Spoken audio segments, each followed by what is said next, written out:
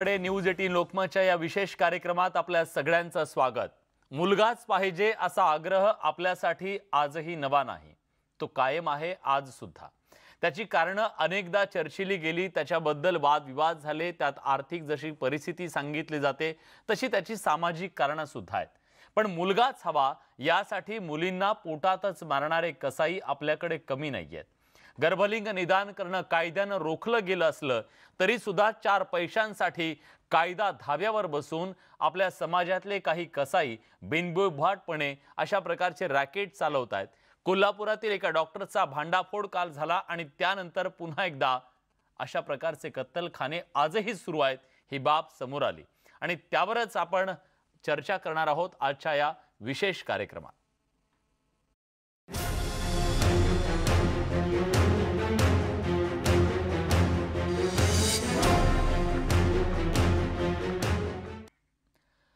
कोल्हापूरमधल्या हॉस्पिटलमध्ये एक धक्कादायक प्रकार उघडकीस आला। पन्हाळा तालुक्यातील कोडोलीमधल्या गर्भलिंग निदान करणाऱ्या डॉक्टरला स्टिंग ऑपरेशनच्या माध्यमातून रंगेहात पकडण्यात आले।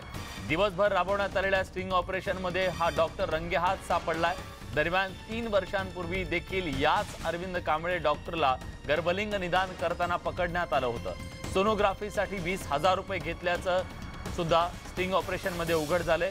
डॉक्टर कांबळे यांना किती महिलांना आतापर्यंत गर्भलिंग निदान करून दिलं याची कसून चौकशी सुरू आहे। दुसऱ्यांदा तो सापडलाय, त्यामुळे त्याच्या विरोधात संताप व्यक्त होतोय आणि अशा प्रकारे सतत अशा प्रकारचे गुन्हे करणारे जे डॉक्टर असतील त्यांच्याबद्दल नेमकी आता काय कारवाई होते हे पाहणं सुद्धा तितकंच महत्त्वाचं असणार आहे।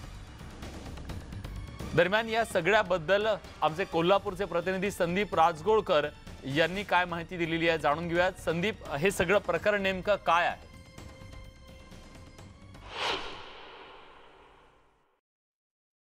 एक तर राजर्षी शाहू महाराज यांचा जिल्हा म्हणून कोल्हापूर जिल्ह्याला ओळखलं जातं। महाराणी ताराराणी ज्या करवीर संस्थांच्या संस्थापिका होत्या त्यांचा जिल्हा म्हणून कोल्हापूर जिल्ह्याला ओळखलं जातं आणि याच जिल्ह्यात ही संतापजनक घटना घडलेली आहे। त्यामुळे एकतर कोल्हापूरकरांमध्ये चीड तर आहेच, पण सगळ्यात महत्त्वाची गोष्ट डॉक्टर कांबळे याचं धाडस। 2017 साली त्याच्यावर कारवाई करण्यात आली होती। त्याच्या रुग्णालयातलं जे मशीन होतं सोनोग्राफीचं ते सील करण्यात आलं होतं, पण तरी देखील त्यानं दुसरं मशीन आणलं होतं दवाखान्यामध्ये आणि त्या मशीनद्वारे तो महिलांची जी सोनोग्राफी आहे ती करत होता आणि त्यानंतर गर्भलिंग निदान करत होता। कोल्हापूर जिल्ह्याचा जर भौगोलिक विचार करायला गेला तर सीमा भाग असेल, चंदगड, शाहूवाडी, गगनबावडा किंवा पन्हाळ्यातला काही भाग असेल, हा भाग दुर्गम भाग म्हणून ओळखला जातो आणि या भागामध्ये अजूनही ग्रामीण भागातल्या महिलांमध्ये जनजागृती नाही आहे आणि त्यामुळंच अशा कांबळेसारख्या डॉक्टरना अशा महिला पेशंट मिळत आहेत। कालची जी महिला पेशंट होती ती खरं तर पोलीस कॉन्स्टेबल होती, मोठ्या धीरानं ती तयार झाली, जे स्टिंग ऑपरेशन करण्यात आलं होतं त्यामध्ये आणि तिचं गर्भलिंग निदान करण्यात आलं होतं। पण इतर वेळेला ज्या महिला आहेत त्यांची जनजागृती नसल्यामुळंच त्या महिला तिथपर्यंत पोहोचतात असं म्हणता येईल। डॉक्टर कांबळेचं हे जरी प्रातिनिधिक उदाहरण असलं तरी यापूर्वी कोल्हापूर, सांगली, कोल्हापूर सीमा भाग त्या बॉर्डरवर असेल, चालत्या ॲम्ब्युलन्समध्ये देखील गर्भलिंग निदान केलं गेलेलं आहे। यापूर्वी अनेक वेळेला गुन्हे दाखल झाले आहेत। सामाजिक कार्यकर्ते असतील, पोलीस प्रशासन असेल, जिल्ह्याचं आरोग्य प्रशासन असेल, त्यांनी वेळोवेळी कारवाई केली आहे। पण ही जी मानसिकता ही अजूनही बदलली जात नसल्याचं दिसून येतं आहे। आताचा जर विचार करायला गेला तर डॉक्टर कांबळे याला अटक तर करण्यात आलेली आहे। PCPNDT ॲक्टनुसार त्याच्यावर गुन्हा देखील दाखल करण्यात आलेला आहे। त्याला पोलीस कोठडी दिली जाईल। कदाचित आपल्याला जी माहिती मिळते सूत्रांकडून त्यानुसार 50हून अधिक महिलांचं त्यांना गर्भलिंग निदान केल्याची माहिती मिळते। मग त्यामध्ये भ्रूण हत्या म्हणजे स्त्री भ्रूण हत्या केली की नाही याचा तपास अजून पोलीस तर घेता येतच, मात्र अशा डॉक्टरांवर कडक कारवाई व्हावी अशी एक मागणी आता कोल्हापूरकरांमधून होते आणि कोल्हापूर, सातारा, बेळगाव या संपूर्ण भागामध्ये अजूनही काही रॅकेट्स चालत असल्याची माहिती देखील पोलिसांपर्यंत किंवा जिल्हा प्रशासनापर्यंत पोहोचलेली आहे। पण कडक कारवाई करणं अजूनही गरजेचं आहे असं म्हणता येईल आणि तरच डॉक्टर कांबळे जो एक आहे किंवा त्याच्यासारखे जे इतर काही जे डॉक्टर्स आहेत जे गर्भलिंग निदान करतात त्यांच्यावर त्यांना म्हणजे कठोर कारवाई त्यांच्यावर केली जाईल किंवा त्यांना चाप लागेल असं म्हणता येईल। पण अजूनही समाजामध्ये ही मानसिकता बदलणं खरं तर गरजेचं आहे असंच म्हणावं लागेल। ही मानसिकता बदलणं गरजेचं आहे। या स्टिंग ऑपरेशनमध्ये सहभागी झालेल्या सामाजिक कार्यकर्त्या गीता हसूरकर यांच्याशी बातचीत केली आमचे प्रतिनिधी संदीप राजगोळकर यांनी। जिल्ह्यातल्या वारणा कोडोलीमध्ये जे स्टिंग ऑपरेशन झालं त्यामध्ये सामाजिक कार्यकर्त्या आणि अंधश्रद्धा निर्मूलन समितीसाठी काम करणाऱ्या गीता आसुरकर स्वतः सहभागी झाल्या होत्या. त्यांच्यासोबत मी बोलणार आहे. एकतर किती वाजता हे स्टिंग ऑपरेशन सुरू झालं होतं आणि नेमकं हे कसं पार पडलं? 5 वाजता स्टिंग ऑपरेशन चालू झालं. त्याच्या आधी सकाळी आम्हाला बोलवलं होतं, मुलगीच्या आईला घेऊन या, म्हणजे मग आम्हाला थोडी खात्री होईल आणि बरं वाटेल. मग ते सांगून आले की मुलगीची आई काही येऊ शकत नाही, मलाच यावं लागेल. तर ते म्हटले ठीक आहे, बरोबर तुम्ही 5-6च्या दरम्यान या, आपण करूया. आणि येताना 20,000 रुपये तेवढे पहिला घेऊन या. मग आम्ही 5 वाजता गेलो. तिथं मुलगी होती बरोबर पूजा. आणि म्हणजे जी गरोदर महिला होती ती गरोदर महिला ॲक्च्युली खरोखरच ती 3 महिन्याची गरोदर होती. तिलाच घेऊन आम्ही गेलो होतो. तिला घेऊन गेल्यावरती मग म्हटले घाबरलेली वगैरे नाहीस ना? तर ती म्हटली नाही, मी काय घाबरलेली नाही. डॉक्टर कांबळे यांनी विचारलं की घाबरले का म्हणून? घाबरले का? तर ती म्हटली नाही, मी काय घाबरलेली नाही आहे. मग म्हटले ठीक आहे, पहिला तुम्ही 20,000 रुपये आणले असतील तर ते माझ्याकडे द्या. मग आम्ही 20,000 रुपये त्यांच्याकडे दिले. मी म्हटलं काही कमी होत असतील तर सांगा. तर ते म्हटले नाही, हे रिस्कचं काम आहे, त्याच्यामुळं तेवढेच पैसे आम्ही घेणार. त्याच्यानंतर मग तिला म्हटले तू वॉशरूमला जाणार तर जाऊन या. तर ती म्हटले पाणी प्याले मी आणि सोनोग्राफीला म्हणजे पाणी पिऊन जावं लागतं. तर ते म्हटले नाही, तशीच चल तू. म्हणून मग तिला घेऊन गेले. म्हटलं मी येते बरोबर, किंवा स्टाफ आहे का तुमचा? तर म्हटले नाही, गरज नाही आहे म्हटले स्टाफ. म्हणून मी थोडी निर्धास्त झाले. 20-25 मिनटं तिची टेस्ट करत होते. कडी लावली होती दाराला आणि तिची टेस्ट चालू होते. त्यावेळेला इतर कोण स्टाफ होता हॉस्पिटलमध्ये की एकटेच डॉक्टर होते? तिथं त्या रूममध्ये एकटेच डॉक्टर होते. वरच्या मजल्यावर ॲक्च्युली हे चाललं होतं आणि मी खाली होते. तर मग 20-25 मिनटानंतर ज्या वेळेला डॉक्टर खाली आले त्यावेळेला मग तिला वरती सांगितलं होतं की मुलगी आहे तुला आणि तू काय हे करू नको, मी सगळं व्यवस्थित ॲबॉर्शनचं तयारी करतो. खाली आले आणि मला म्हटले की नाही, अजून काही दिसत नाही, तुम्ही असं करा मॅडम, 28 तारखेला परत तिला घेऊन या आणि येताना मग ॲबॉर्शन करायचंच आहे तर मग तुम्ही पैसे पण घेऊन या. तर म्हटलं किती खर्च येईल डॉक्टर? तर म्हटले 28,000 रुपये लागतील, पण या मुलगीकडं बघून मी 20,000 घेतो. आणि मग काही क्रीम्स वगैरे त्यांच्याकडे असे आहेत म्हणून त्यांनी सांगितले की इथं कोल्हापूरमध्ये किंवा आपल्या जिल्ह्यामध्ये ते कुठं नाही आहेत आणि ते फक्त त्यांच्याकडंच आहेत. आणि त्याच्यामुळं मग ते म्हटले की पिशवीचं तोंड असतं ते ओपन व्हायला मदत होईल म्हटले आणि अशी क्रीम माझ्याकडं आहे. त्यावेळेला तुम्ही म्हटले 28 तारखेला ते सगळी तयारी निश्चित तुम्ही या आमच्याकडं आणि मी करतो म्हटलं ॲबॉर्शन. बरं, मग त्यावेळेला रंगेहात कसं पकडलं? कोण कोण सोबत होते तुमच्या? वैद्यकीय अधिकारी, पोलीस होते का? SP ऑफिसमधल्या होम आपले DYSP मॅडम आहेत नाशिककर मॅडम, तर त्यांनी आपल्याला खूप सगळं सहकार्य केलं. ॲक्च्युली मला पण खूप ते अचंबित झाले की एवढा सगळा स्टाफ कसा काय आपल्याला मदत करू शकतो. किंवा सगळ्या या महिलाच होत्या, गिरी मॅडम असतील, रेडेकर मॅडम असतील SP ऑफिसमधल्या. तर ह्यांनी जी गोपनीयता बाळगली होती ती खरंच महत्त्वपूर्ण होती आणि आमच्या कामात खरं म्हणजे ते यश आहे. मला सांगा, इतकं सगळं करताना दबाव कुणाचा आला असं वाटलं तुम्हाला? दबाव असा कुणाचा आला नाही, पण त्याच्यात एक जाणवलं की हे जे डॉक्टर आहेत की स्त्री भ्रूण हत्या करणारे आहेत ते निर्डावलेले आहेत.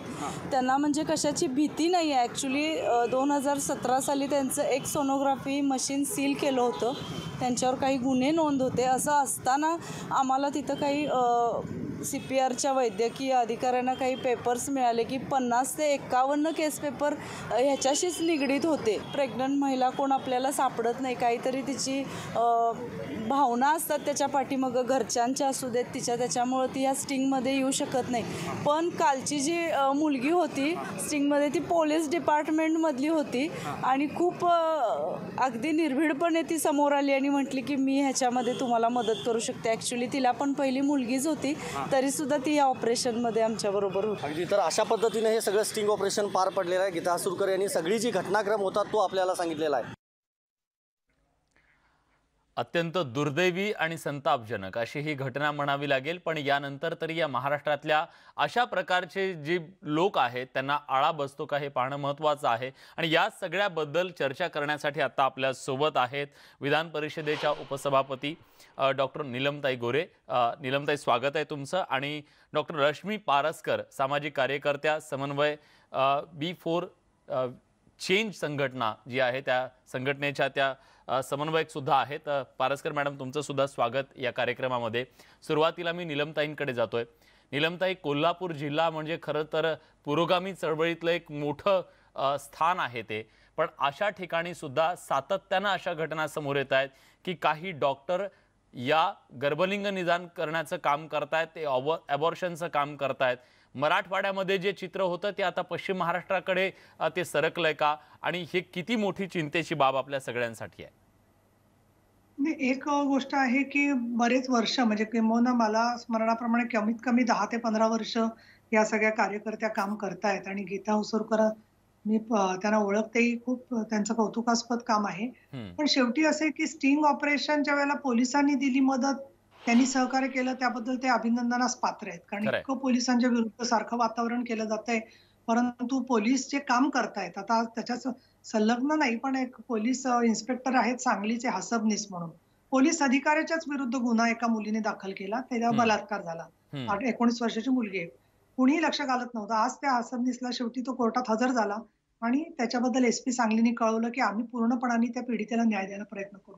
मला काय वाटतंय की एका बाजूला आपली यंत्रणा बदलत असताना कोरोनाचा एक गैरफायदा घेऊन, कारण बाकी समाजाचं लक्ष नसतं, कुटुंबात लोक कोंडले गेलेले असतात, माहिती कळत नाही, अशा वेळेला गर्भलिंग परीक्षा या डॉक्टरनी ऑलरेडी सुरू केली असावी गुपचूप स्वरूपामध्ये, आणि अशा वेळेला पेपर तेवढे वाचले जात नाहीत, तेवढं लोकांचं लक्ष नसतं। अशा वेळेला बाहेरगावचे जे लोक आहेत, विशेषतः बॉर्डरचे जे आपले जिल्हे आहेत ना, कोल्हापूर आहे, बीड आहे, त्यानंतर बुऱ्हाणपूरहून येणारे जळगाव मधले पेशंट आहेत, अशा ठिकाणी सुद्धा अशा डॉक्टर्सनी एक स्वतःची मोडस ऑपरेंडी केलेली आहे की महाराष्ट्रात लक्ष राहतं ना, मग त्यांची 2-2 त्या ठिकाणी कॉन्टॅक्ट असतात आणि तिथूनही पेशंट आणले जात असतात। खरा प्रश्न हा आहे की ह्याचे जे एजंट असतील किंवा दलाल जे लोक रुग्णांना मिळवून देत असतील, त्यांच्यापर्यंत जोपर्यंत कारवाईचा फास पोहोचत नाही तोपर्यंत फार ते अवघड आहे। दुसरं, मी स्वतः गेले 5-6 वर्ष प्रयत्न करते की अपिलात केसेस जेव्हा जातात, विशेषतः सत्र न्यायालयात जातात केसेस, तर बघा JMFC म्हणजे लोअर कोर्टामध्ये कन्व्हिक्शनचा रेट आहे विलास तो जवळजवळ 60-70-90% आहे, काही जिल्ह्यांमध्ये कमीत कमी म्हटलं तरी 30%।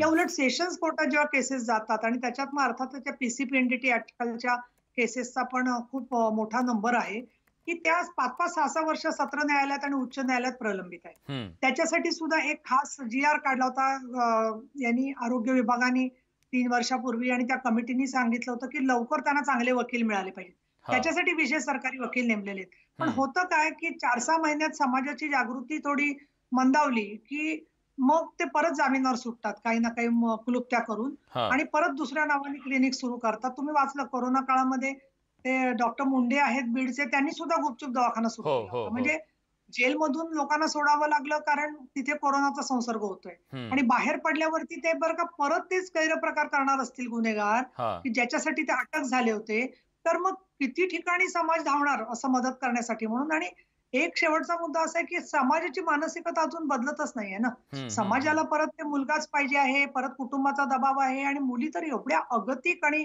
अशा ज्याला आपण म्हणून परिस्थिती, म्हणजे शब्द बरोबर नाही वाटत, पण लाचार परिस्थितीच्या समोर झाल्यासारख्या असतात की त्या कुठल्याही परिस्थितीत सासऱ्यांनी नांदवावं आणि ते मुलगा व्हावा। अजूनही विलास BMC किंवा ही आपली संभाजीनगर महानगरपालिका अशा थोड्या महानगरपालिकांनी कार्यक्रम घेतलाय हाती की मुलगी झाल्यावरती त्या मुलीच्या आईला जाऊन भेटणं आणि त्यांना एनकरेज करणं, पण बहुतेक हॉस्पिटल्समध्ये, अनेक जिल्ह्यांमध्ये मुलगी झाल्यावर सासरचे लोक भेटायला गेलेले नसतात, ही वस्तुस्थिती आहे। आणि म्हणून तुमचं जे टायटल आहे ना की अजूनही मुलगी नकुशी, तर ते नकुशी पण स्त्रीच्या मुलीच्या वाट्याला आहेच अजून, आणि त्याचा गैरफायदा हे डॉक्टर्स घेतात हे उघड आहे। पण पोलिसांची याच्यात विशेष महत्व आहे, पण सिव्हिल सर्जन जे आहेत कोल्हापूरचे, यांनी याच्याबद्दलचा काही आढावा किंवा मोहीम घेणं गरजेचं होतं, पण ते कोरोनामुळे इतके त्रस्त आहेत अधिकारी वर्ग, आरोग्य विषयक याच्यामधला, की त्यांच्याकडून किती अपेक्षा आपण ठेवणार, याला पण लिमिटेशन्स आहेत सगळे जे आहेत ते। पण तरी सामाजिक कार्यकर्ते जागे आहेत, ही कोल्हापूरच्या कोल्हापूरपणाची आणि राजर्षी शाहू छत्रपती आणि सुधारकांच्या परंपरेची एक तेवती अशी जाग आहे असं मला वाटतं।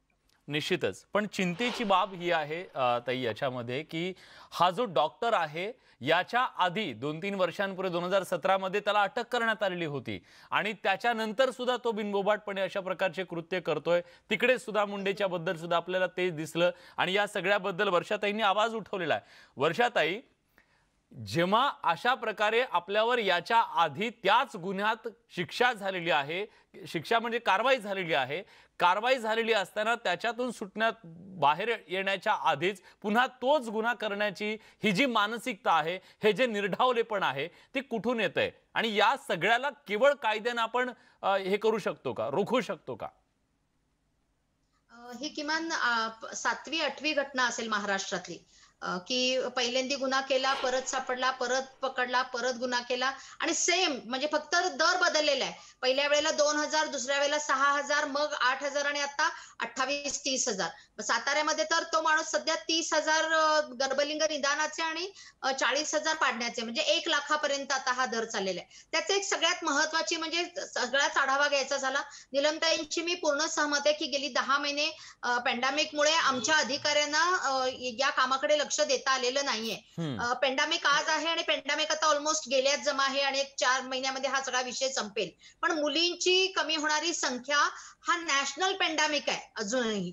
आणि आताची जर आकडेवारी बघितली तर महाराष्ट्राचं कॉन्ट्रीब्युशन दरवर्षी 44,000 मुली गर्भलिंग निदान होऊन गर्भपात केले जातात, असा रिपोर्ट आताच्या SRB डाटामध्ये किंवा सेन्ससचं जे प्रोव्हिजनल येऊ घातलेलं आहे त्याच्यामध्ये लेटेस्ट आलेली आकडेवारी आहे. उदाहरण घ्यायचं झालं तर बेटी बचाव बेटी पढाव हा नॅशनल प्रोग्राम घेतला गेला, नॅशनल लेवलवरती हे कामकाज सुरू आहे, पण 53% अधिक पैसे हे IEC वरती आणि बाकीच्या सगळ्या गोष्टींवरती खर्च झाले. आणि बेटी बचाव बेटी पढाव हा महिला बाल कल्याण विभागाकडे दिला की ज्यांच्याकडे कसलीच यंत्रणा नाही. आणि PCPNDT कायद्याच्या अंमलबजावणीकडे फक्त महाराष्ट्रातच नाही तर 2014 सालापासून देश पातळीवरती या विषयाकडे पूर्ण दुर्लक्ष झालेलं आहे. त्यामुळे एक गिअर अप आपण केलं होतं महाराष्ट्रामध्ये 15-16 पर्यंत, आणि 16 पासून जर महाराष्ट्रातला सेक्स रेशिओ बघितला तर तो डिक्लाइनिंग आहे. आता कोल्हापूरच बघायचं झालं तर एका कांबळे हा फक्त हिमनगाचं टोक आहे आणि तो क्वॅक आहे, तो त्या अर्थाने डॉक्टर नाही. त्याच्याकडे जाऊन जेवढ्या मोठ्या प्रमाणावरती गर्भलिंग निदान होऊन गर्भपात केले जातात ते क्वालिफाईड डॉक्टर्स आपल्या हॉस्पिटलमध्ये रिसर्च सगळी कागदपत्र पूर्ण करतात. इन्स्पेक्शनला अधिकारी गेले की सगळं टकाटक दाखवतात, ऑनलाईन सगळं रिपोर्टिंग करतात.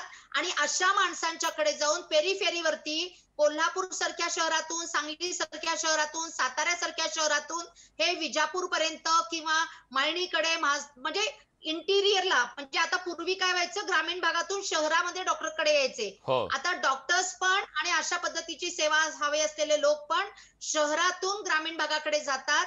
मोबाईल मशीन्स यांच्याकडे आहेत. प्रगती मैदानवरती 32 मशीनं अलीकडे विकली गेली, ज्यातली 3 मशीनं कोल्हापुरात ऑलरेडी सापडली आहेत आपल्याला यापूर्वी. आणि अशा पद्धतीच्या मशीनवरती हे केलं जातं. 111 प्रकरणांमध्ये महाराष्ट्रामध्ये JMFC लेवलवरती शिक्षा लागली.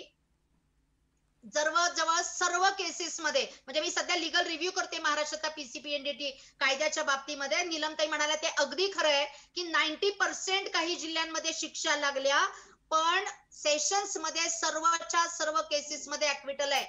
त्याचं सगळ्यात महत्वाचं कारण असं आहे, प्रॉसिक्युशनला कोणतीही अकाउंटेबिलिटी नाही. ज्या केसमध्ये 100% गुन्हे साबित होऊन शिक्षा लागते त्यातल्या एकाही केसमध्ये PCPNDTच्या असेल तर गुन्हा साबित होत नाही आणि शिक्षा लागत नाही. त्याचं सगळ्यात महत्वाचं कारण, आणि निलमताईंच्याही मी लक्षात आणून देऊ इच्छिते की प्रॉसिक्युशन सेशन कमिटेड केसेससाठी जे डिस्ट्रिक्ट गव्हर्नमेंट लीडरचं ऑफिस, ज्याच्यावरची गव्हर्नमेंट अधिकारी म्हणजे गव्हर्नमेंटचे वकील नेमले जातात, त्या पॉलिटिकल अपॉइंटमेंट्स आहेत, त्या मेरिट बेस्ड अपॉइंटमेंट्स नाहीत. त्यांना पुरेसा पगार नसतो की काय आम्हाला कळत नाही. ते डिफेन्स साठी तोंडामध्ये अगदी म्हणजे गोळी ठेवून गप्पा बसतात किंवा अब्सेंट राहतात. अनेकदा जामीन सुद्धा अनचॅलेंज जातो आणि मग अशा पद्धतीचं काम करणाऱ्या आरोपींचं धाडस वाढतं. आमचं कोणी काहीच बिघडवू शकत नाही, आमचा धंदा पाणी निवांतपणे सुरू राहू शकतो, कारण मशीन पण रिलीज केली जातात, आरोपी पण रिलीज होतो, आणि मग त्याला वाटतं की एकदा गुन्हा केला तरी 3 वर्ष सक्त मजुरी, आणि 10 वेळा केला तरी 3 वर्ष सक्त मजुरी, माझं कोणी काही बिघडवू शकत नाही. आणि त्यामुळे त्याचा दर वाढतो, त्याचं बॅलन्स शीट फ्लरिशिंग वाटतं. म्हणजे पोस्ट आपल्याला शिक्षा लागल्यानंतर बाहेर आलेल्या आरोपींचं इन्कम वाढलेलं आहे, असा रिपोर्ट आहे आमच्याकडे. म्हणजे त्याची जाहिरात होतीये की हो अशा प्रकारे करतोय तो, आणि लोक सुद्धा त्याच्याकडे जात आहेत, जास्तीत जास्त लोक त्याच्याकडे जात आहेत. मला हाच मुद्दा घेऊन खरं तर निलमताईंना विचारायचं आहे. ताई, आपण कायदा आणलाय या सगळ्यामध्ये, पण त्याच्या अंमलबजावणीच्या बद्दल काही प्रश्न आहेत का? त्याची जी अंमलबजावणी करणारी यंत्रणा आहे तिथं काही लूप होल्स आहेत का? त्याचा कुठेतरी फायदा घेतला जातोय का? निलेश, तुमची खूप या कामाबद्दलची समज आहे, जाण आहे, किंबहुना तुम्ही पत्रकार म्हणावलं तरी स्वतः एक कार्यकर्तेच आहात या विषयामधले, असं म्हणेन मी. तर एक पहिलं म्हणजे मुळावरतीच अगदी घाव घालायचा झाला तर आता जो शक्ती कायदा आहे त्या शक्ती कायद्यामध्ये अगदी पहिल्यांदाच म्हणजे असं की समजा गुन्ह्याच्या तपासामध्ये जर का दुजाभाव झाला किंवा छेडछाड झाली, त्याच्यामध्ये काही पुरावे गहाळ झाले किंवा ते टेक्निकली कुणाला लीक केले, फोडणं पुरावे हे सगळ्यात सोपी गोष्ट असते. तुम्हाला माहितीये की ते रिपोर्ट सगळे जे असतात ते मोडतोड करून परत ते कोर्टामध्ये कसे मांडण्यासाठी ते शेवटी मूळचे रिपोर्ट आरोपीच्या वकिलांपर्यंत पोहोचतात. अनेक वेळेला आपण चित्र बघतो आणि सेशन्समध्ये हारतो आपण. याला एक कारण ते पण आहे की वकील जे आहेत ते तेवढ्या म्हणजे ताकदीने लढत नसावेत आणि म्हणून आता नवीन कायद्यात जे प्रस्तावित आहे अर्थात तो लागू झाल्यावरती तो अंमलबजावणी होणार. पण महत्वाचं म्हणजे प्रत्येक जिल्ह्यात विशेष सरकारी वकील खास महिलांवरच्या संबंधित त्याच्यासाठी असावं. म्हणजे फक्त ऍडिशनल एका केस पुरते पीपी नव्हेत, तसे सरकारी वकील की जे विशेष सरकारी वकील म्हणूनच काम करतील. आणि माझी तर सभागृहातली पूर्वीची सजेशन आहे, आता मी त्याचं ह्या कायदा प्रत्यक्षात अंमलबजावणी होईल तर करीन.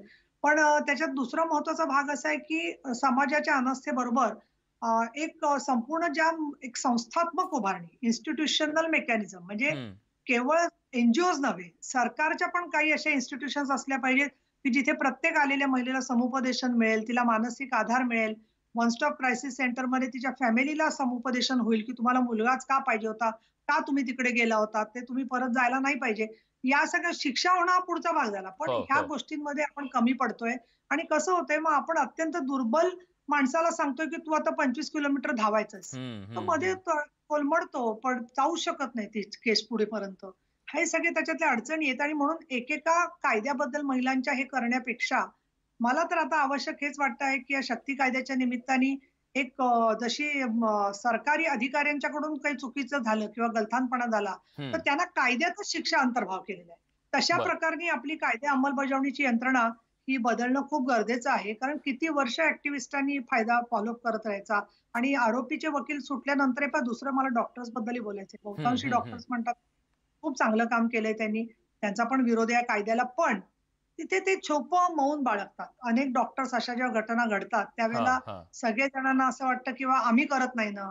त्यांचं बरोबर आहे, ते मध्यममार्गी पापविरू लोक असतात. आम्ही करत नाही ना, आम्हाला दुसऱ्यांचं काही सांगू नका. पण जेव्हा केस होते तेव्हा मेडिकल फ्रॅटर्निटी ही सगळी त्याच्या बरोबर 80% लोक मनातल्या मनात त्याच्या बरोबर असतात. ही पण वस्तुस्थिती आहे. आणि क्वॅक डॉक्टरचा मुद्दा वर्षांनी जो मांडला तो पण अतिशय महत्वाचा आहे. कोणीही स्वतःला डॉक्टर म्हणून घेतो. आज आपण अनेक ठिकाणी पाहिलं त्यांच्या डिग्री A ते Z अशा लावलेल्या असतात आणि ते स्वतःला डॉक्टर म्हणून घेतात. आता बघा सुसंवाद विधी, आता एक विषय म्हणजे नाकामधून औषध घातलं की ते ठराविक, ते मी आयुर्वेदाची ग्रॅज्युएट आहे, मला माहिती आहे ते. पण त्या काळामध्ये जे विधी होते ते आताच्या राज्यघटना अस्तित्वात आल्यावरती त्या विधींचं शिक्षण देणं योग्य नाहीये. अनेक आयुर्वेदिक कॉलेज ते बंद केलंय, पण तो विधी आम्ही करतो असं म्हणणारे डॉक्टर्स आहेत. माझं म्हणणं असेल त्यांनी का करावा हा विधी? जर का कायद्याने बंदी आहे तर शेवटी आपल्या शास्त्रात आहे, बरोबर आहे, पण आपल्या शास्त्रात आहे याचा अर्थ हा होत नाहीये की त्याच्यासाठी म्हणून कुठेतरी आपण कायद्याच्या पलीकडे जाऊन त्या शास्त्रीय चिकित्सा नावाने त्या परत आणाव्यात आणि मग या क्वॅक डॉक्टरचा फायदा होतो. क्वॅक डॉक्टरचा फावतो याला कारण हे आहे की असे काहीतरी उपाय मध्ये पण कोणीतरी वक्तव्य केलं होतं ना, सम विषम दिवशी संबंध करा किंवा या गोष्टी पूर्वीच्या शास्त्रात सांगितलेल्या आहे ना, तर त्याच्यावरती शास्त्रात सांगितल्या म्हणजे जरी आपण त्या अगदी जाळून टाकल्या तरी कुठे ना कुठे नेटवरून शोधून त्याचा उपयोग करणार आहे. त्यामुळे लोकांच्या मनातून त्याचं स्थान कमी करून त्याला तांत्रिकदृष्ट्या बंधन आणणं हे खूप गरजेचं मला वाटतंय. सेशन्सच्या कोर्टामध्ये मला तर असं वाटतं न्यायालयाने पण थोडंसं याच्याबद्दल, कारण न्यायालयांकडून आमची नेहमी अपेक्षा राहिलेली आहे. महिलांच्या चळवळीचं न्यायालय हे चांगले साथीदार आहेत. त्यांनी बऱ्याच गोष्टी आमच्या ज्या मनात असतात ते अगदी 8-10, 15 दिवसातच न्यायालय त्याच्यावरती भाष्य करत असतं. तसं सेशन्सच्या कोर्टाचा आढावा सन्माननीय न्यायालयाने घेऊन त्याच्यासाठी एखादं वेगळं बेंच बसवलं किंवा सेपरेट न्यायालय म्हणत नाही मी, पण त्याचं जर का ते कोर्टावरती घेण्याचं केलं आणि काही लोकांना त्या केसमध्ये शिक्षा झाली तर उपयोग होईल असं मला वाटतं. निश्चितच. खरं तर तुम्ही आता कायद्याच्या अंमलबजावणीबद्दल बोललात, पण मला डॉक्टर रश्मी पारसकरांना एका महत्त्वाच्या मुद्द्याबद्दल त्यांचं मत जाणून घ्यायचं आहे. आपण वारंवार गुन्हे करणाऱ्या डॉक्टरांबद्दल बोलतोय, पण याच डॉक्टरांकडे ज्यांना याच्या आधी शिक्षा झालेली आहे किंवा ते दोषी आढळलेले आहेत, अशा डॉक्टरांकडे पुन्हा आपण जाऊन पुन्हा त्यांच्याकडून जाऊन गर्भलिंग निदान करण्यासाठी जर तिथं शेकडो महिला जात असतील तर मग त्याला नेमकं काय म्हणायचं? अगदी काल परवाची बातमी बघितली तर परळीमध्ये एक रस्त्यावरती मुलगी आईवडिलांनी सोडून दिली. म्हणजे तिला सोडून देणं, जन्माला आली तर तिला रस्त्यावर सोडून देणं, ती जन्माला येऊ नये याच्यासाठी प्रयत्न करणं, ही मानसिकता काय करायचं? त्याला कुठल्या कायद्याने बंधन घालायचं? अगदी बरोबर. जेव्हा आपण कायद्याबद्दल बोलतो तेव्हा जसं शक्ती कायदा आता येतोय आणि अतिशय कठोर शिक्षा त्यामध्ये तरतुदी केलेल्या आहे शिक्षेच्या आरोपींसाठी, त्यामध्ये बघा कायद्याचं स्वरूपच असतं. काही कायदा हा जनमानसाची मागणी, जनतेची मागणी, समाजाची मागणी म्हणून आलेला असतो आणि काही कायदा हा समाजाच्या अन्याय्य प्रथा परंपरा ज्या आहे त्यांच्या विरोधात म्हणून केलेला असतो. तर गर्भलिंग निदान परीक्षणाचा जो कायदा आहे, PCPNDT जो कायदा आहे, तो हा समाज तो त्या सदोष दृष्टिकोन आहे समाजाचा मुलींकडे, मुलींच्या जन्माकडे बघण्याचा, म्हणून हा कायदा केलेला आहे. त्यामुळे त्याची कठोर अंमलबजावणी आवश्यक आहे. अशा कायद्यांची कठोर अंमलबजावणी करणं हे सरकारचं काम असतं. जनतेकडून अशा वेळी आपण अपेक्षा करू शकत नाही, कारण जनतेला शिकायला, त्या बाबतीत समजून घ्यायला, समाज जागृती व्हायला एक ठराविक वेळ लागत असतो. त्यामुळे ह्या कायद्याची अंमलबजावणी हे पूर्णतः सरकारचं काम आहे. यामध्ये आपल्याला समाजाला तितकासा दोष देता येत नाही, कारण की समाज बदलायला वेळ लागेल. ह्या बाबतीत समाजाची मानसिकता बदलायला वेळ लागेल. आणि राहिलं हे फक्त कोरोना आणि पॅन्डेमिक असं आपल्याला बघता येणार नाही. नुसतं हे एक डॉक्टर अरविंद कांबळेंची केस म्हणूनही बघता येणार नाही, कारण या अख्ख्या साखळीमधली ते एक छोटीशी कडी आहे. एक होलिस्टिक अप्रोचने एक संपूर्ण महाराष्ट्राचं चित्र बघावं लागेल, देशाचं चित्र बघावं लागेल आणि खास करून कोल्हापूर जिल्ह्याचं चित्र बघावं लागेल. असं चित्र आपण जेव्हा बघतो तेव्हा आपल्याला लक्षात येतं की अगदी तुम्ही इंटरनेटवर सर्च करा, विकासपीडिया बघा, विकिपीडिया बघा, तेव्हा सगळे इंटरनेटवरची माहिती हेच सांगते, न्यूजपेपर हे सांगतात, मीडिया हे सांगते की महाराष्ट्रामध्ये कोल्हापूर, सांगली, सातारा या ठिकाणी सेक्स रेशो कमी आहे. आणि सेक्स रेशो बघताना जर स्त्री पुरुषांचं प्रमाण बघताना जर 0 ते 6 म्हणजे वय वर्ष 0 ते 6 हे जर प्रमाण आपण बघितलं तर सगळ्यात कमी प्रमाण हे कोल्हापूर, सांगली आणि सातारा या जिल्ह्यात येतं. महाराष्ट्रामध्ये 1000 पुरुषांमध्ये 869 महिला आहेत. एवढं प्रमाण ते कमी होत आहे. खास करून बालकांमध्ये हे प्रमाण जे मुलींचं प्रमाण हे अतिशय झपाट्याने कमी होत आहे आणि त्यामध्ये बीड, जळगाव, सांगली, सातारा, कोल्हापूर आहे. आणि 507 महिला या असुरक्षित गर्भपातामुळे नेहमी मृत्युमुखी पडत असतात. तर हे सगळं बघताना आपल्याला हे बघायला पाहिजे की सरकारची जी कायद्याची जी अंमलबजावणीची जी प्रक्रिया ती फार ढिली आहे. आणि आताच वर्षाताईंनी पण म्हटल्याप्रमाणे कोण आहेत हे जे ह्या सगळ्या रॅकेटचा भाग आहे, तर हे MBBS डॉक्टर फार कमी आहे. BAMS, BHMS, रेडिओलॉजिस्ट कमी असतील, पण रेडिओलॉजिस्टच्या हाताखाली काम करणारे टेक्निशियन्स ज्यांनी कुठून तरी फ्रॉड डिग्री आणले असे डॉक्टर्स असे इथे जास्त प्रमाणात दिसून येतात. त्यामुळे ह्यांना थांबवण्याचं काम समाज नाही करू शकत. इथे महिला का जातात हा प्रश्न असण्यापेक्षा डॉक्टर का असं करतात आणि सरकार अशा फ्रॉड प्रॅक्टिसेसला, अशा फ्रॉड सर्टिफिकेट्स घेऊन प्रॅक्टिस करणाऱ्या किंवा BAMS, BHMS डॉक्टर्सना गर्भपाताची किंवा लिंग निदान चाचणीची संमती का देते, तिथे खरं ह्या बाबतीत काम करण्याची गरज आहे. कारण की सामाजिक जागृती हा खूप मोठा पल्ला आहे. तर मला असं वाटतं की ह्या सगळ्यामध्ये सगळ्यात महत्त्वाची गोष्ट ही आहे की कायद्याची कठोर अंमलबजावणी आणि ती खास करून एक पॉकेट आपण जर आयडेंटिफाय केलेले आणि ते सगळ्यांना माहिती आहे की कोल्हापूर, सांगली, बीड, सातारा आणि जळगाव ह्या जिल्ह्यांवर लक्ष केंद्रित करून जर आपण एक पॅटर्न इव्हॉल्व केला आणि आपण ह्याच्यावरच हे टार्गेट ठेवून जर आपण काही हे केलं तर त्यातून मग ते आपल्याला काहीतरी सक्सेस मिळण्याचे चान्सेस आहेत. नक्कीच. खरं तर या सगळ्याच्या मागे काही सामाजिक कारणं आहेत असं सांगितलं जातं की मुलगी का नको.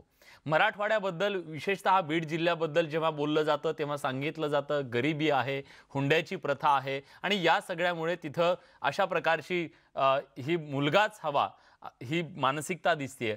पण मग पश्चिम महाराष्ट्रासारख्या विकसित जिल्ह्यांमध्ये या भागामध्ये हा नेमका निर्णय का घेतला जातो की आपल्याला मुलगाच हवा आहे, मुलगी का नको. याच्याबद्दल चर्चा करूया एका छोट्याशा ब्रेक नंतर. कुठे जाऊ नका, पहा फक्त न्यूज 18 ब्रेक नंतर तुमचं पुन्हा एकदा स्वागत। न्यूज 18 लोकमतवर आपण चर्चा करतोय, अजूनही ती नकोशीच का आहे, त्याच्या मागची नेमकी कारणं काय आहेत।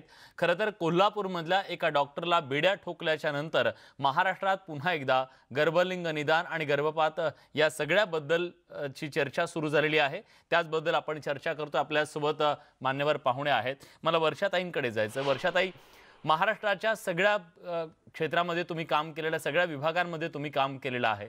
जेव्हा आपण मराठवाड्यामध्ये काम केलं तेव्हा दोन महत्त्वाच्या गोष्टी समोर आल्या, ते म्हणजे तिथलं जो मागासलेपण आहे ते, आणि दुसरं म्हणजे तिथली हुंड्याची पद्धत।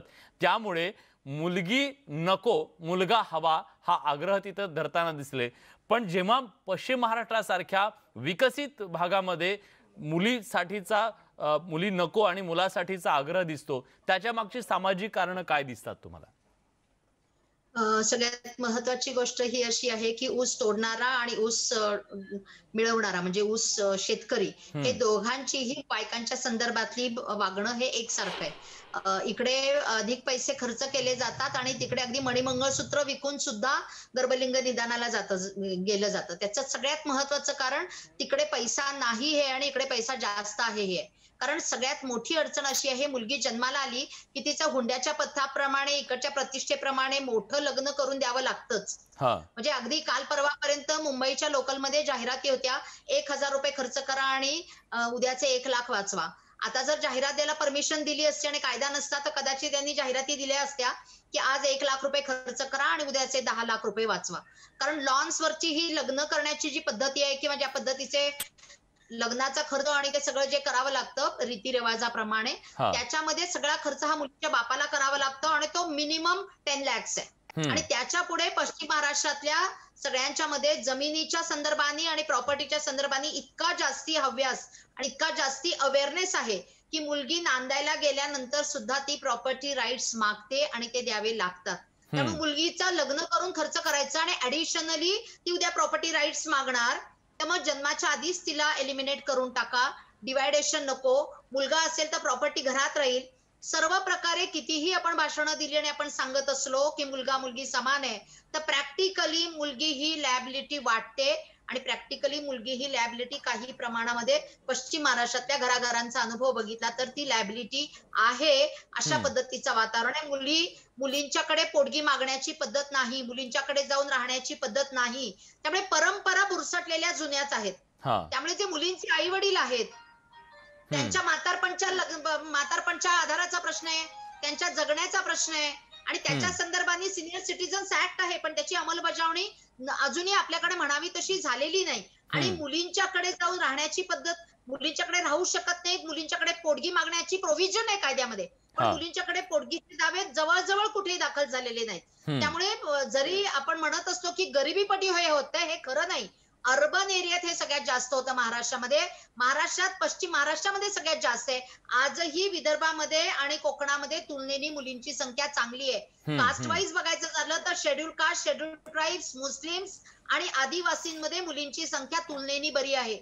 अप्पर कास्ट मध्ये जिथे प्रॉपर्टी दिली घेतली जाते, जिथे लग्नामध्ये प्रचंड खर्च केला जातो, जिथे मुलगी दुसरीकडे नांदायला जाते आणि वर्क प्रॉपर्टी राईट पण मागते, त्या पश्चिम महाराष्ट्रामध्ये सर्व प्रकारचा व्हायलन्स फक्त मुलींच्या संदर्भाने नाही तर आपल्याकडे रायगड आणि सिंधुदुर्ग मध्ये 498च्या केसेस जवळजवळ दाखल नाहीत, पण सगळ्यात जास्त गुन्हे 498A खाली डोमेस्टिक व्हायलन्स ऍक्ट खाली सगळ्यात जास्त गुन्हे हे पश्चिम महाराष्ट्रातल्या सातारा, सांगली, कोल्हापूर या 3 जिल्ह्यांमध्ये दाखल आहेत। सोलापूरमध्ये पण दाखल आहेत, पण त्याच वेळेला सगळ्यात जास्त मेडिकल फ्रॅटर्निटी, सगळ्यात जास्त सोनोग्राफी सेंटर्स, सगळ्यात उत्तम मेडिकल सेवा या पद्धतीची ही सातारा, सांगली, कोल्हापूर, सोलापूर, नगर, पुणे आणि मुंबई या पूर्ण पट्ट्यामध्ये मिळते। त्यामुळे जिथे सर्व्हिसेस अवेलेबल आहेत, जिथे डिमांड आहे तिथे सप्लाय आहे आणि जिथे मागणी आहे तिथे हे सगळे लोक गोळा झालेले आहेत। त्यामुळे फक्त आपण बीडला जी कारवाई म्हणजे विलास तुम्हाला आठवत असेल की बीडला जी कारवाई आपण केली, त्यामुळे मगाशी ताई म्हणाल्या की बीड आज नॅशनल लर्निंग साईट आहे। आज बीडमध्ये चाइल्ड मॅरेज कसं थांबवायचं, बीडमध्ये गर्भलिंग निदान कसं थांबवायचं हे शिकायला गेलं पाहिजे, अशा पद्धतीचं शिरूर कासारमध्ये किंवा बीड जिल्ह्यातलं वातावरण आहे। बीड जिल्हा खूप पॉझिटिव्हली बदलतोय, पण नक्कीच, आणि त्या प्रमाणामध्ये सगळ्यामध्ये महाराष्ट्र तुमचं योगदान खूप महत्वाचं आहे. गेली अनेक वर्ष तुम्ही तिथं काम केलंय. केवळ डॉक्टरांना पकडून देऊन त्यांना जेलमध्ये घालणं एवढ्यापुरतं तुमचं काम मर्यादित नाहीये, तर तिथल्या लोकांची मानसिकता बदलण्यासाठी सुद्धा तुम्ही घेतलेला पुढाकार खूप महत्त्वाचा आहे. पण मला एक गोष्ट जाणून घ्यायची आहे की आज महाराष्ट्रामध्ये हा कायदा झाला म्हणून महाराष्ट्राच्या सीमावर्ती भागामध्ये हे असे कत्तलखाने उघडले गेले का, आणि जर असं असेल तर मग त्याच्यावरती उत्तर नेमकं काय आहे, ते कसं रोखायचं, बेळगाव आणि त्या परिसरात असेल किंवा मग इकडे मध्य प्रदेशच्या बाउंड्रीवर असेल, हे सगळं नवीन रॅकेट कशा पद्धतीने सुरू आहे. अगदी चालत्या गाडीमध्ये सुद्धा अशा प्रकारचे दवाखाने आणि हे सगळं सुरू आहे अशा बातम्या समोर आल्या. तेच त्याचा सुद्धा भांडाफोड झालेला आहे. त्याच्याबद्दल सुद्धा चर्चा करूया एका छोट्याशा ब्रेक नंतर. कुठे जाऊ नका, पहा फक्त न्यूज 18. ब्रेक नंतर तुमचं पुन्हा एकदा स्वागत. अजूनही ती नकोशी का, हा सवाल घेऊन आपण चर्चा करतोय आणि या सगळ्याबद्दल बोलण्यासाठी आता आपल्यासोबत नागपूरहून डॉक्टर रश्मी पारसकर आहेत. रश्मी मॅडम, तुम्ही विदर्भात आहात, आता नागपूरमध्ये आहात. आम्ही जेव्हा पश्चिम महाराष्ट्राबद्दल, मराठवाड्याबद्दल बोलतोय तेव्हा निश्चितपणे आज विदर्भात ही परिस्थिती चांगली का आहे, काय असं तिथं आहे की जेणेकरून मागास म्हणून ज्याची चर्चा होती अशा विदर्भाची, पण तिथं मात्र हा अत्यंत प्रदेश जो आहे तो मुलींच्या बद्दल मात्र खूप चांगल्या पद्धतीने समोर येतो. याचं कारण काय?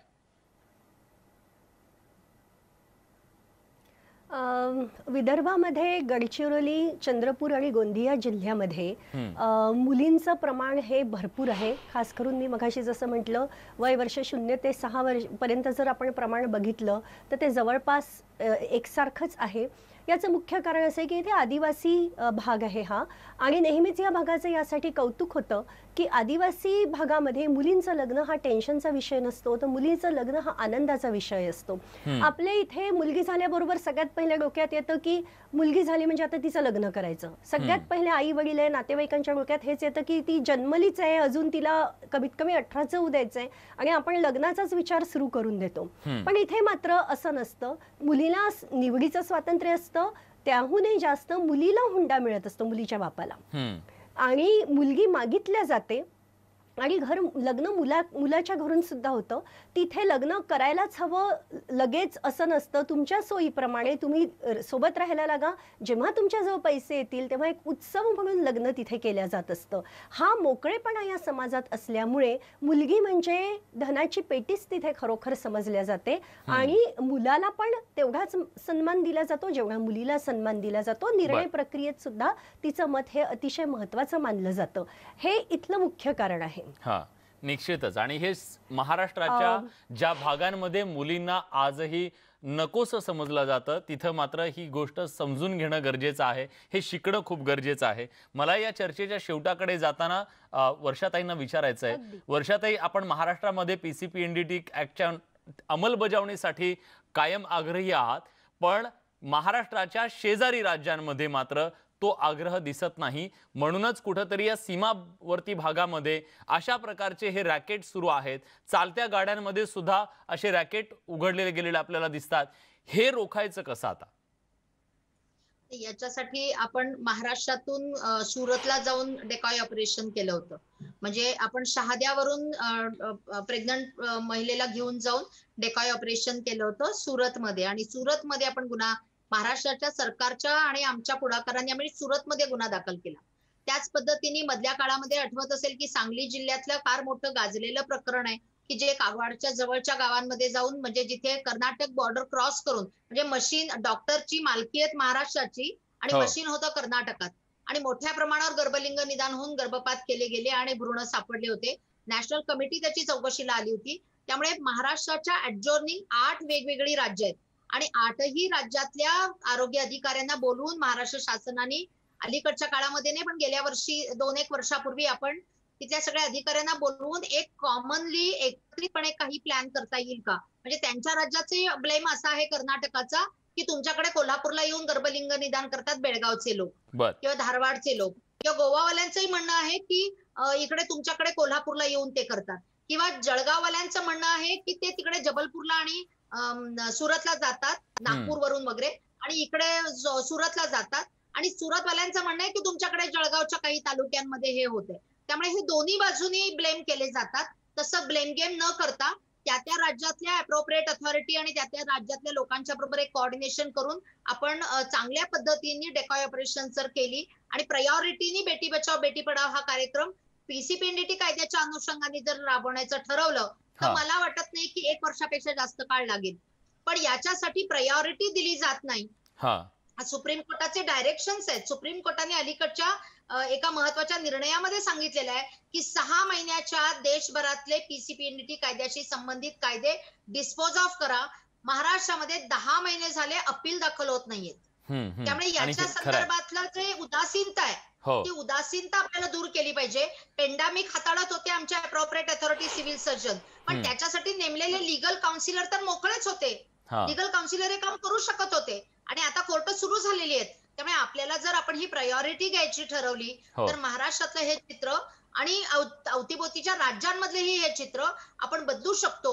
पण त्याच्यासाठी आपल्याकडची स्टेट सुपरवायझरी बोर्ड असेल, स्टेट ऍडवायझरी बोर्ड असतील, आपले अधिकारी असतील आणि खास करून आपले पोलीस किंवा अधिकारी जेव्हा काम करतात त्यावेळेस त्याच्यामध्ये कुठलाही राजकीय हस्तक्षेप करायचा नाही असा निर्णय जर आमच्या आमदारांनी घेतला तरच काम करणं शक्य आहे. निश्चितच. खरं तर सकारात्मक बाब तुम्ही सांगितलेली आहे की हे शक्य आहे, हे अशक्य अजिबात नाहीये.